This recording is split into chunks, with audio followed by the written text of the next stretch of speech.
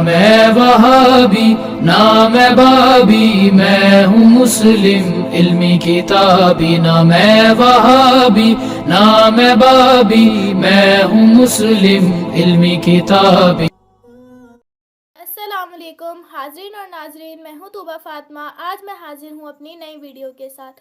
آج کی میری ویڈیو کا عنوان ہے کہ 12 ربیع الاول کو عید کا دن کہنا حرام ہے۔ اب ہم ایسے لوگ کہلاتے ہیں کہ نبی کی خوشی نہیں مناتے، نبی کی آمد کی ان کو کوئی خوشی نہیں ہے۔ یہ وہابی لوگ ہیں، یہ جیلس ہوتے ہیں، یہ خوشی نہیں مناتے، ہم خوشی مناتے ہیں۔ اہل حدیث کی محبت میں اور دوسرے کے دعوے زمین آسمان کا فرق ہے۔ وہ فرق یہ ہے کہ نبی کریم صلی اللہ علیہ وسلم سے پوچھا گیا کہ آپ ہفتے میں 2 روزے کیوں رکھتے ہیں؟ پیر کا روزہ رکھتے ہیں اور جمعرات کا روزہ رکھتے ہیں۔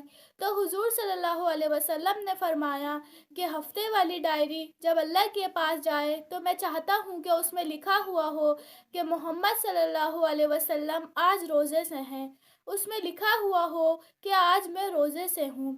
اللہ کے رسول، آپ پیر کا روزہ کیوں رکھتے ہیں؟ آپ صلی اللہ علیہ وسلم نے فرمایا اس دن میں پیدا ہوا اس لیے یہ روزہ رکھتا ہوں۔ اب رسول اللہ صلی اللہ علیہ وسلم نے سال بھی یاد نہیں رکھا، ربیع الاول کا مہینہ بھی یاد نہیں رکھا۔ دن یاد رکھے جو مہینے میں کم از کم 4 دفعہ تو آتا ہے، کبھی کبھی 5 دفعہ بھی آتا ہے، لیکن 4 دفعہ تو لازماً آتا ہے۔ اب جو بات میں سمجھانا چاہتی ہوں، صحابہ کرام کو جب اس بات کا پتہ لگ گیا تو سارے صحابہ کرام یہ کام کرنے لگے، پیر کا روزہ اور جمعرات کا روزہ۔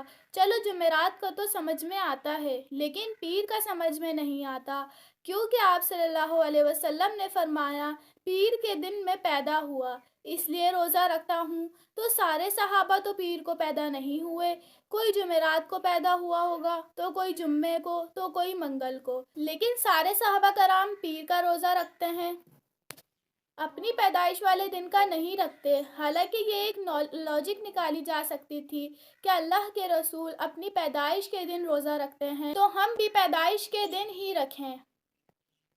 یہ بھی سنت سے مخالف نہیں تھا، لیکن صحابہ کی محبت نبی سے اتنی تھی کہ وہ اپنی پیدائش کے دن کو بھول گئے کہ میرے نبی نے جو پیر کا روزہ رکھا ہے لہٰذا ہم بھی پیر کا ہی روزہ رکھیں۔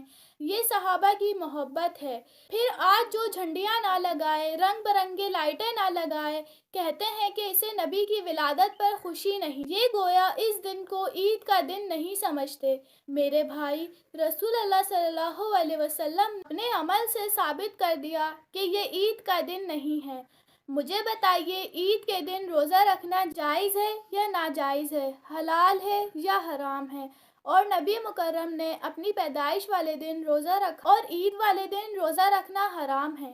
گویا آپ نے اپنی امت کو یہ بتا دیا کہ اسے کچھ بھی نام دو، کم از کم یہ عید کا دن نہیں ہے۔